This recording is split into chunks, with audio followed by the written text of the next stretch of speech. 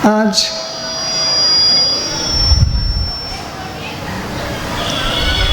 इस माइक के सामने और मंच से बोलने का हमारा क्रम था। बोलने की शुरुआत में हम एक छोटा सा प्रश्न या सवाल आपसे पूछते हैं कि जैन धर्म का सबसे बड़ा पर्व कौन सा है? जैन धर्म का सबसे बड़ा पर्व कौन सा है? पता है? पर्युषण पर्व कह रहे हैं अध्यक्ष जी। और कौन सा पर्व है? सभी लोग पर्युषण पर्व कह रहे हैं। हमारी दृष्टि से हम समझते हैं कि जैन धर्म का सबसे बड़ा पर्व वर्षा योग है, क्योंकि रक्षाबंधन, गुरु पूर्णिमा, पर्युषण पर्व, ये सभी पर्व इस एक बड़े पर्व में सम्मिलित हो जाते हैं। बंधु, एक वर्षा योग ही एक ऐसा पर्व है कि इस पर्व में श्रमण साधु अपनी साधना के माध्यम से मोक्ष मार्ग में आगे बढ़ते जाते हैं और श्रावक साधुओं के सन्निधि में, साधुओं के सानिध्य में, साधुओं की संगति से अपना पुण्य बढ़ाता है। एक ऐसा पर्व है कि इस पर्व में श्रावक साधुओं के साधना की परीक्षा करता है और श्रमण साधु श्रावकों की भक्ति और पुण्य की परीक्षा लेता है। वर्षा युग में बाहर वर्षा होती है, जीवों की उत्पत्ति होती है, इसलिए श्रमण एक ही जगह रहकर अपनी साधना करते हैं। इस वर्षा युग में, इस गुना में बाहर की वर्षा भले हो या ना हो, लेकिन हम देख रहे हैं कि गुना में हर रोज़ ज्ञानामृत की वर्षा हो रही है। इन चारों मुनिराजों के सानिध्य से आप लोगों को इतना ज्ञानामृतमयी वर्षा इतनी हो रही है कि आप सब लोग आनंदित हैं। हम आप सबको एक बात बताना चाहते हैं कि हम जहाँ बैठते हैं संतशाला में, उस कक्ष में एक छाता बनाया गया है और उस छाते के नीचे बारिश की बूंदें टपक रही हैं और उस बूंदों पे लिखा है गुरु कृपा। हमने जब पहली बार देखा तो हमें बहुत आश्चर्य हुआ कि छाता तो लगा है और बारिश भी हो रही है। बारिश को रोकने के लिए छाता होता है। हमने सुना था कि किसी के जीवन में छप्पर फाड़ के पुण्य बरसता है, लेकिन हम देख रहे हैं कि गुना में छाता फाड़ के गुरु कृपा बरस रही है।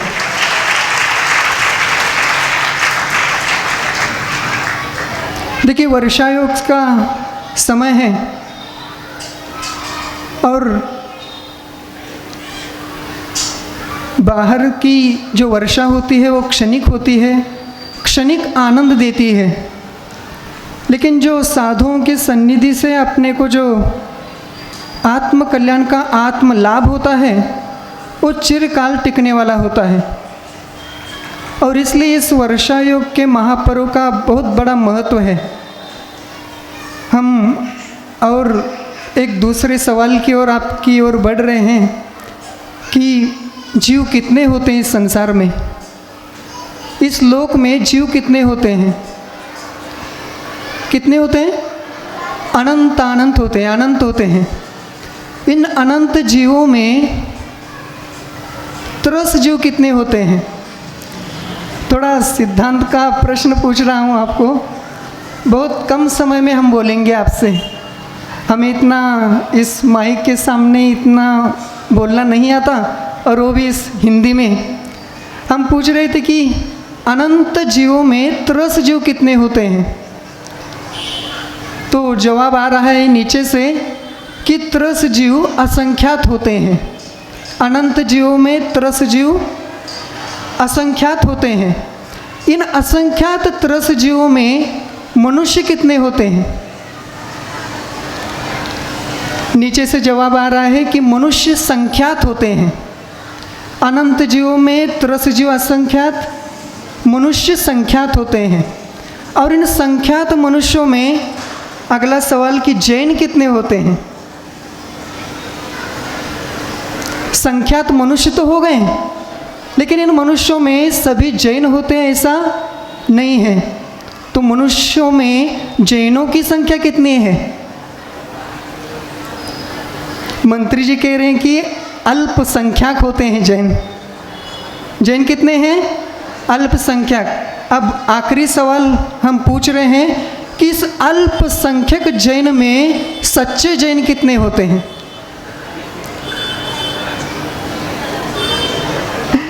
अब सच्चे जैन किसे कहते हैं?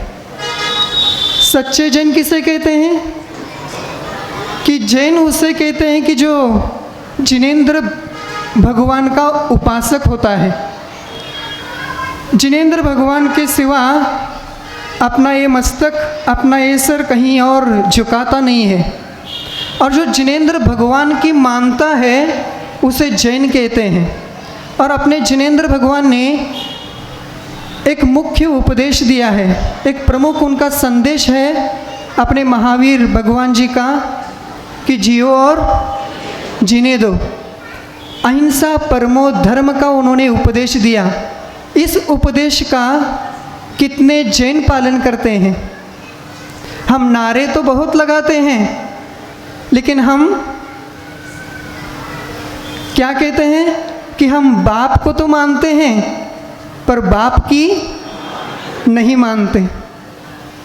हम जैन तो कहलाते हैं, जिनेंद्र भगवान की जय जयकार तो लगाते हैं, लेकिन जिनेंद्र भगवान की बात को नहीं मानते। तो आप एक बार अवश्य सोचिए कि हम सही में जैन हैं क्या? जिस अहिंसा का उपदेश अपने भगवंतों ने दिया, अपने आचार्य ऋषि मुनियों ने दिया, उस अहिंसा का पालन हम अपने जीवन में सही तरह से करते हैं क्या? इन बच्चों के माध्यम से हमें भी ये सीख मिलती है कि सिर्फ भोजन करना, पेट भरना और अहिंसा परमो धर्म की जय जयकार लगाना ये जैन का कर्तव्य नहीं है। हम जो खाते हैं उसके बारे में हमें पता होना चाहिए कि हम शाकाहार खाते हैं या मांसाहार करते हैं। आज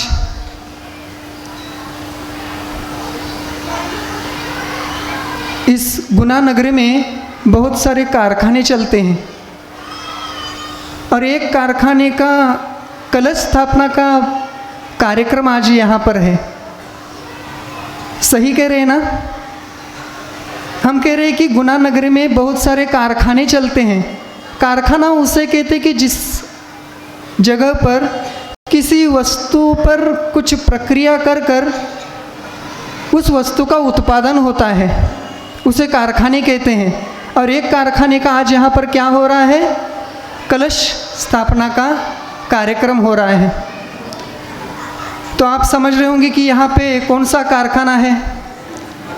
तो बंधुओं कि आज ऐसे एक कारखाने की कलश स्थापना हो रही कि जहाँ पर संस्कारों की उत्पादन होता है, संस्कार होते हैं। इस कलश स्थापना के कार्यक्रम के उपलक्ष्य में निमित्त से हम थोड़ा संस्कारों के बारे में बोलना चाहेंगे कि इन चारों मुनिराजों के सानिध्य से इस वर्षा युग में ऐसे अपने आत्माओं पर संस्कार होने वाले हैं कि अगले आने वाली बहुत सी पीढ़ियों तक ये संस्कार बने रहेंगे। देखिए, महाराष्ट्र में बहुत सारे कारखाने हैं जिन्हें शक्कर के कारखाने हैं कि जहाँ पर कच्चा माल के रूप में गन्ना आता है और उस पर प्रक्रिया कर कर वहाँ से शक्कर या गुड़ बाहर निकलता है। लेकिन एक बात हमने उस क्षेत्र पे देखी कि जिस कारखाने में गन्ना और गन्ने से निर्मित शक्कर निर्मित होता है, वहीं पर गन्ने से निर्मित मद्य की भी उत्पत्ति होती है। मद्य जिसे दारू कहते हैं। देखिए, हम अपने बच्चों पर संस्कार करके, उन पर प्रक्रिया करके उन्हें एक अच्छा इंसान बना सकते हैं। एक गुरु के आश्रम में अपने माता पिताओं ने एक अपने पुत्र को उस आश्रम में भेज दिया ताकि उस पे वहाँ पे बचपन से संस्कार हो जाए और वो वहाँ पर शिक्षा ग्रहण करके एक अच्छा इंसान बने। लेकिन उस बच्चे को वहाँ पे रहना नहीं था, अपने गांव में, अपने घर में, अपने माता पिता के साथ रहना था। लेकिन माता पिताओं ने उस बच्चे को ऐसा समझाया था कि आप अगर यहाँ रहोगे तो आप अच्छे संस्कारवान बनोगे, गुरु के सानिध्य में आप अच्छे संस्कारवान बनोगे। तो देखिए, साधुओं के सानिध्य में एक इंसान संस्कारवान बनता है तो जैसे आकाश में तारे चमकते हैं, वैसे ये संस्कारवान बच्चे भी आगे जाकर चमकते तारे बन जाएंगे।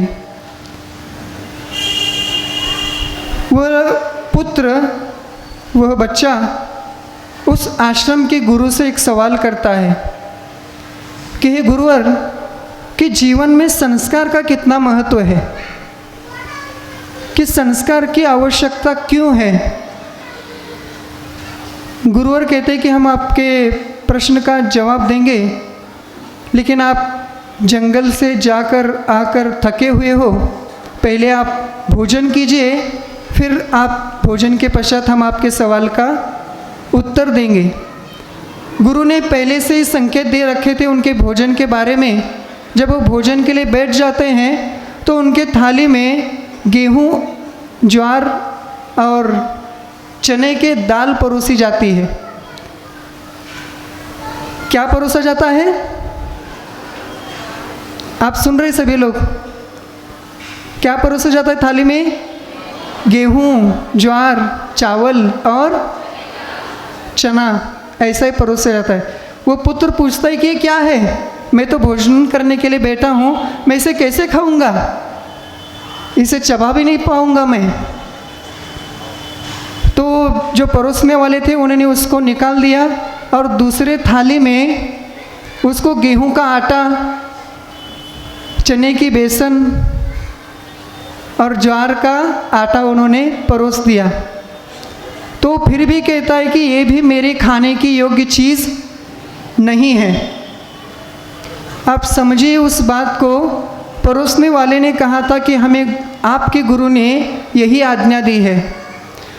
वो शिष्य उस थाली से उठता है और अपने गुरु के पास चला जाता है और पूछता है कि ये मेरे साथ क्या हो रहा है, आपने तो मुझे भोजन करके आने के लिए कहा था, तो मुझे तो भोजन में पहले गेहूँ परोसा गया, फिर बाद में गेहूँ का आटा परोसा गया, ये क्या खाने की चीज़ है?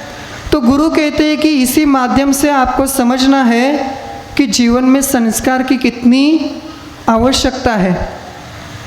जैसे हम सभी लोग, आप सभी लोग अपने थाली में गेहूं से बनी, गेहूं के आटे से बनी रोटी खाते हैं। गुरु कहते हैं कि गेहूं वही है, आटा वही है, लेकिन उस पर जब तक संस्कार नहीं होते, उस गेहूं पर, उस रोटी पर, तब तक उसे हम अपने पेट भरने का साधन नहीं बना सकते। उसी तरह हम भी जीवन जी रहे हैं, लेकिन जीवन जीते हुए सिर्फ हम जन्म लेते हैं और मरण होने तक सिर्फ इंसान के रूप में अगर हम रहेंगे तो उसे कोई महत्व नहीं है। उस पर अगर प्रक्रिया होगी, उस पर अगर संस्कार होंगे तो ही आप इस संसार में, इस जग को कुछ दे पाओगे। जैसे गेहूं खाने से, आटा खाने से पेट नहीं भरता, उसी तरह रोटी खाने से पेट भरता है, उसी तरह एक अच्छा इंसान, एक संस्कारवान इंसान ही इस जग में कुछ करके जाता है। वो शिष्य कहता है कि आपने उदाहरण के माध्यम से तो हमें संस्कार का महत्व समझाया, लेकिन कुछ दो वाक्यों से हमें, मतलब या एक वाक्य से हमें समझाइए कि संस्कार का क्या महत्व है। तो गुरु कहते हैं कि जीवन में अगर संस्कार होंगे तो इंसान से भगवान बन सकता है, पर अगर जीवन में संस्कार नहीं हो तो इंसान शैतान बन जाता है। तो बंधुओं, मैं आपसे पूछना चाहता हूँ, क्या सच में आपको भी लगता है कि अपने बच्चों के ऊपर संस्कार करके आप भी अपने बच्चों को भगवान बनाना चाहते हैं? बनाना चाहते हैं। लेकिन आजकल की मम्मी को देखकर ऐसा लगता है हमें माता कहना चाहिए था, लेकिन संसार इतना बदल गया है, इतना परिवर्तन हो रहा है कि आजकल की मम्मी अपने बेटे को क्लास, ट्यूशन और स्कूल की पढ़ाई ये करा कर ही उसे महान बनाना चाहती है। लेकिन सुनिए कि सिर्फ पढ़ाई करके कोई बच्चे, कोई इंसान महान नहीं बनता। उसके जीवन में जब तक संस्कार नहीं आते तब तक वो भगवान तो दूर की बात, एक अच्छा इंसान भी नहीं बन पाता। तो हमारा आप सबसे अनुरोध है कि आप अपने बच्चों को इस ट्यूशन क्लास और स्कूल की पढ़ाई से थोड़ा छुट्टी देकर उनको पाठशाला के कारखाने में ज़रूर भेज दीजिए कि इस कारखाने से वो एक अच्छा इंसान बनकर बाहर निकले, एक अच्छा संस्कारवान इंसान बनकर वो अपने माध्यम से इस संसार में एक उजाला फैला दे। हम एक घटना आपके सामने रख रहे हैं कि जिस घटना के माध्यम से आपको संस्कारों का महत्व समझ में आ जाएगा कि एक परिवार में एक दाम्पत्य जीवन जी रहे थे एक पति पत्नी। उस घर में बहुत दिनों से पुत्र की उत्पत्ति नहीं हुई थी, तो उन्हें पुत्र की बहुत अभिलाषा थी। तो जब पहली बार उस घर में किसी बच्चे ने जन्म लिया तो एक बेटी के रूप में जन्म लिया। उस घर में एक बूढ़ी दादी थी, तो उस दादी को ये बात अच्छी नहीं लगी, क्योंकि आप सब लोग जानते हैं कि जितने बूढ़े लोग होते हैं, जितने बुज़ुर्ग होते हैं, उन्हें कुल दीपक होना चाहिए होता है, अपना कुल रोशन करने वाला पुत्र होना चाहिए, ऐसा सबको लगता है। लेकिन उस घर में पहली बार किसने जन्म लिया? बेटी ने। तो थोड़े दिनों के बाद फिर दूसरी बार उस घर में जन्म होता है। किसका? दूसरी बार भी उस घर में बेटी का ही जन्म होता है। देखिए, उन दोनों बेटियों पर बचपन से संस्कार और उनको ज्ञान ऐसा मिलता है, ऐसा सानिध्य मिलता है कि पहले बेटी को बचपन से ही विदेश में पढ़ाया जाता है, अमेरिका में, और दूसरी बेटी भी पढ़कर, हम बताना चाह रहे थे कि दो बेटियों के बाद वो दोनों पति पत्नी तो चाहते थे कि दोनों बेटियों पर हम क्या करते हैं, संतोषता प्राप्त करके इन्हें ही बड़ा बनाते हैं। लेकिन दादी का बहुत आग्रह था कि क्या चाहिए, कुल दीपक चाहिए। इसलिए दादी के आग्रह के लिए तीसरी बार प्रयत्न किया गया संतान उत्पत्ति के लिए, और तीसरी बार उस घर में जन्म होता है फिर से बेटी का ही। देखो, कई ऐसा कहते हैं कि नीति को शायद ऐसा ही मंजूर था। पहली बेटी अमेरिका में पढ़ रही थी, दूसरी बेटी भारत में ही पढ़ रही थी, लेकिन दिल्ली मुंबई जैसे एक बड़े शहर में वो उसका बचपन जा रहा था, उसको वहाँ की पढ़ाई मिल रही थी। लेकिन अब अंतिम प्रयत्न था तीसरी बार, लेकिन फिर भी दादी को निराशा मिली, इसलिए दादी उस तीसरी बेटी से बहुत द्वेष रखती थी। इसलिए उसने उस बेटी को बाहर पढ़ाने के लिए भेजना ही बंद कर दिया। उसने सिर्फ 10वीं तक पढ़ाई की और वो पाठशाला पढ़ाती थी, रोज़ मंदिर जाती थी, पूजन करती थी और अपने घर में अपने माता पिता की सेवा कर उनके गृह कार्य में उनका हाथ बटाती थी। देखिए, संस्कार ऐसे हो जाते हैं कि उन संस्कारों से दृष्टि कैसी हो जाती है। एक समय में तीनों बेटियां अपने घर में आती हैं दीपावली के समय। जैसे छुट्टी का समय रहता है तो तीनों बेटियां आती हैं। तो पहले बेटी से दादी कहती है कि मुझे मंदिर ले जाओगी। तो बेटी को मंदिर तो जाना नहीं था, लेकिन दादी का आग्रह था, इसलिए वो बेटी उस दादी को मंदिर तक ले जाती है।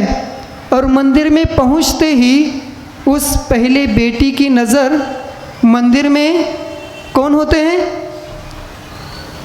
मंदिर में पहुंचते ही किसके दर्शन होते हैं?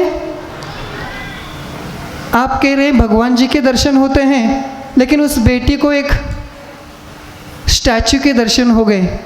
What a statue!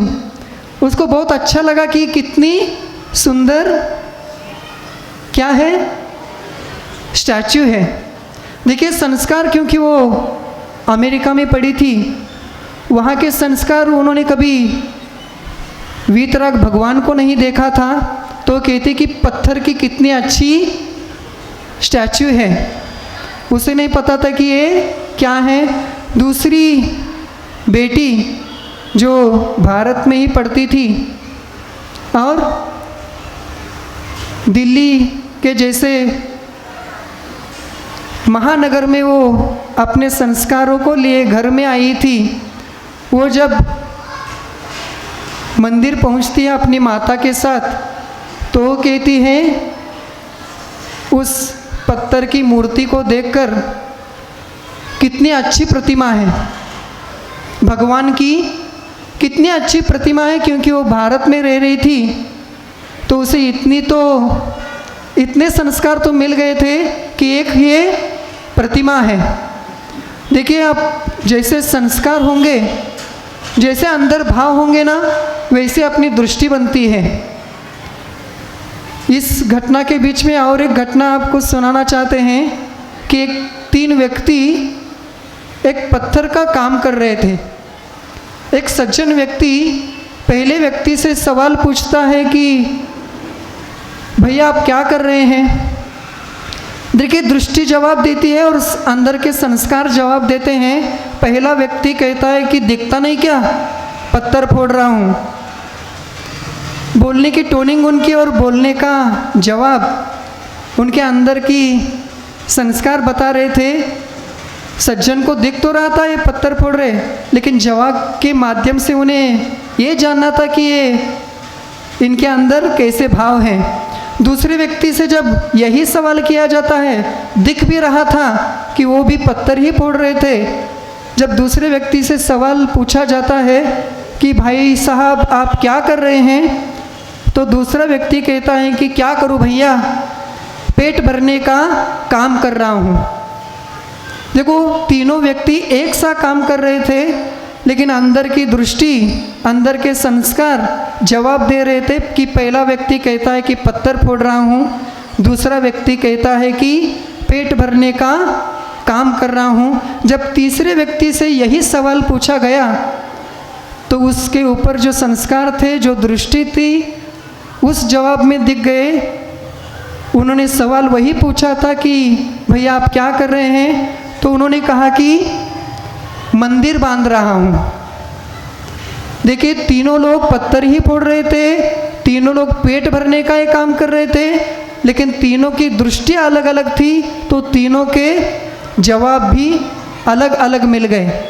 तो देखिए इन तीनों बेटियों के ऊपर भी अलग अलग संस्कारों के माध्यम से, एक कहती है कि पत्थर का स्टैचू, दूसरी कहती है कि कितनी अच्छी प्रतिमा है, और जब तीसरी बेटी पूजन का थाल लेकर जब मंदिर में प्रवेश करती है तो उसी पत्थर के स्टैचू में, उसी प्रतिमा में उसे भगवान दिखते हैं, और वो कहते हैं कि नमोस्तु भगवान, नमोस्तु भगवान, नमोस्तु भगवान। क्योंकि उसको बचपन में घर के संस्कार मिले थे, पाठशाला के संस्कार मिले थे, और धर्म और संस्कार के माध्यम से वो पत्थर में भी भगवान के दर्शन कर रही थी। हमें लगता है कि आप सभी में भी ऐसी दृष्टि आ जाए, और वो दृष्टि आ सकती है सिर्फ संस्कारों के माध्यम से। मैं इस घटना को समाप्त कर रहा हूँ। दादी की उम्र अब हो गई थी 80-90 साल की, और अचानक दादी की तबीयत बिगड़ जाती है, और दादी को गुना के हॉस्पिटल में लेके जाते हैं। गुना वाले बोलते हैं कि दादी जी का उपचार यहाँ नहीं हो पाएगा, आपको कहाँ लेके जाना पड़ेगा? हाँ, भोपाल या इंदौर? हाँ, इंदौर या भोपाल लेके जाना पड़ेगा। तो जब वहाँ के बड़े हॉस्पिटल में लेके जाते हैं तो वहाँ के डॉक्टर सभी परिवार वालों को जवाब देते हैं कि दादी आपके परिवार की कुछ दिनों की मेहमान है। दादी अब आपके परिवार में सिर्फ 7-8 दिन तक रह सकती है। आप चाहे तो इसे आप घर ले जा सकते हैं या इस अस्पताल में भी रख सकते हैं। देखिए तीनों बेटियां अपने अपने स्थानों पे चली गई थी, एक अमेरिका में, एक दिल्ली में और एक घर में। पहले बेटी को वहीं से उसके पिताजी फ़ोन के माध्यम से संपर्क करते हैं कि अपनी दादी की तबीयत बिगड़ गई है, और डॉक्टर ने कहा है कि दादी सिर्फ कुछ दिनों की मेहमान है, ज़्यादा से ज़्यादा 7 से 8 दिन। देखिए अमेरिका में पढ़कर वो बेटी वहाँ पे रिसर्च सेंटर में काम कर रही थी। रिसर्च सेंटर मतलब एक वैज्ञानिक के माध्यम से वो काम कर रही थी। बेटी का वहाँ से जवाब आता है कि मैं दादी के रहते हुए आऊँ या ना आऊँ, लेकिन दादी के शव को मुझे आने तक रखना, क्योंकि मुझे दादी के शव पे रिसर्च करना है। देखिए संस्कार बोल रहे हैं। दूसरी बेटी को जब फ़ोन के माध्यम से संपर्क किया गया तो भारत में पड़ी थी, भारत के संस्कार उस पे थे। तो भारत की लड़की कहती है कि आप तो इंदौर और भोपाल में उसको दिखाया है, अब उपचार बहुत बढ़ गए हैं, आप दादी को मुंबई या दिल्ली लेके आइए, हम दादी का और अच्छे से उपचार करेंगे और दादी और ज़्यादा दिन रह सकती है। भारत में रह रही थी इसलिए उसके संस्कार, उसके बोल ये बोल रही थी कि दादी को अभी हम क्या रख सकते हैं, जीवित रख सकते हैं। जब तीसरी बेटी को पता चला, जो घर में ही थी, तीसरी बेटी अस्पताल में पहुंच जाती है संपर्क होने के बाद, और तीसरी बेटी अपनी उस दादी के पास पहुंचती है और उसे कहती कि दादी आज तक आपने जो धर्म किया उस धर्म को आप अंतिम क्षण, उस धर्म का फल आप क्या चाहती हैं? अंतिम क्षण इस अस्पताल में निकालना चाहती हैं? क्या गुरु के सानिध्य में समाधि संलेखना धारण करना चाहती हैं? आज तक आपने जो धर्म किया उस धर्म का फल आपको समाधि मरण से ही मिलेगा। अस्पताल में आपको ऑक्सीजन लगाया जाएगा, वो पानी की बोतल लगाई जाएगी, इन सब से आप जीवित तो रहेंगी, लेकिन आप कितने दिनों तक ऐसे जीवित रहकर अपने मनुष्य जन्म को सफल बना पाएंगी क्या? 2-3 मिनट बचे हैं हमारे इस, तो दादी के आंखों में आंसू आ जाते हैं कि जीवन भर मैंने जिसका द्वेष किया वो बेटी आज मेरा मनुष्य भाव सुधारना चाहती है। देखिए संस्कारों के माध्यम से दो बेटियों को उनकी दृष्टि थी कि दादी के शव पे रिसर्च करना है, एक बेटी को दादी को और जीवित रखना है, लेकिन तीसरी बेटी को दादी का मनुष्य जीवन सफल बनाना था। देखिए, संस्कारों के माध्यम से ये विचार उत्पन्न होते। दादी कहती कि अब आगे का मेरा सब जीवन तुम्हारे हाथ में है, जो तुम्हारा निर्णय हो तुम कर लो। देखिए, उसी अस्पताल का एम्बुलेंस बुलाया जाता है और उस एम्बुलेंस में दादी को बिठाया जाता है। सभी परिवार को लगता है कि अब तीसरी बेटी दादी को किसी दूसरे अस्पताल में लेके जा रही होगी, लेकिन अस्पताल सीधी पहुंच जाती है महाराष्ट्र के शिरपुर के स्थान पर, कि जहां पर विराजमान थे संत शिरोमणि गुरुवर आचार्य श्री विद्यासागर जी महाराज। उनके सानिध्य में जाकर वह बेटी निवेदन करती है, संस्कारशील बेटी, पाठशाला में पढ़ी हुई बेटी, कि दादी की तबीयत ऐसी है तो आपके माध्यम में, आपके सानिध्य में दादी को समाधि मरण कराना है। आचार्य ने कह दिया कि आशीर्वाद तो है, लेकिन अभी इनकी आयु है तो इनको पहले प्रतिमा ग्रहण कराना है। पूछिए आपके दादी से कि आपकी दादी प्रतिमा ग्रहण करना चाहेगी क्या अभी इस वक्त?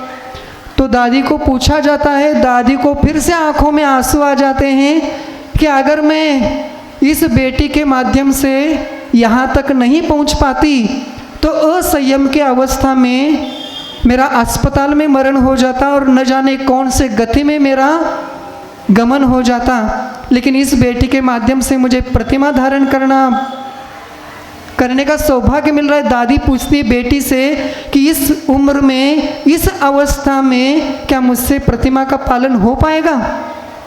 बेटी कहती है, दादी आप सिर्फ भाव बनाइए, सब कुछ हो जाएगा, क्योंकि हमें ऐसे वैसे आचार्य का आशीर्वाद नहीं मिल रहा है, हमें तो इस युग के महान आचार्य का आशीर्वाद मिल रहा है। आचार्य श्री खुद कह रहे हैं कि प्रतिमा धारण करने का आप सिर्फ मन बना लीजिए। दादी ने मन बना लिया। आनंदपूर्ण अश्रुओं के साथ दादी सप्तम प्रतिमाओं के व्रत धारण करती है, शुद्ध भोजन शुरू करती है। जहाँ 7 दिन का डॉक्टरों ने बोला था, वहाँ पे दादी की प्रतिमा सहित संलेखना शुरू हो जाती है और चातुर्मास का समय चल रहा है। दादी 7 दिन नहीं तो 90 दिन तक आचार्य के सानिध्य में रहती है और आगे 10वीं प्रतिमा तक को धारण कर क्रमशः आहार जल का त्याग कर वह आचार्य के आशीर्वाद से, सभी साधुओं के आशीर्वाद से समाधि मरण हंसते हंसते धारण कर लेती है। बंधुओं, मैं आपसे अंतिम बार यही कहता हूँ कि अपने बच्चों से, अपने बेटियों पर ऐसे संस्कार कीजिए कि वो बेटे, आपकी बेटियाँ हमें ऐसे संस्कारों के माध्यम से सिर्फ उनका जीवन ही नहीं, परिवार वालों का जीवन भी उद्धार कर सके। तो हम आपसे अनुरोध करते हैं कि आपके सभी बच्चों को पाठशाला के माध्यम से संस्कारवान बनाइए। इन चारों मुनिराजों के सानिध्य में इस गुना में चातुर्मास में 4 चांद लग रहे हैं। तो हमारा आपसे यह भी कहना है कि इन साधुओं के सानिध्य में आपके बच्चों को भेजिए। जो काम माता पिता नहीं कर सकते वो काम ये साधु परमेष्ठी करते हैं। हम यहीं पे अपना ये जो टूटी फूटी भाषा में आपको समझाने का प्रयास कर रहे थे, हम विराम देते हैं। अहिंसा परमो धर्म की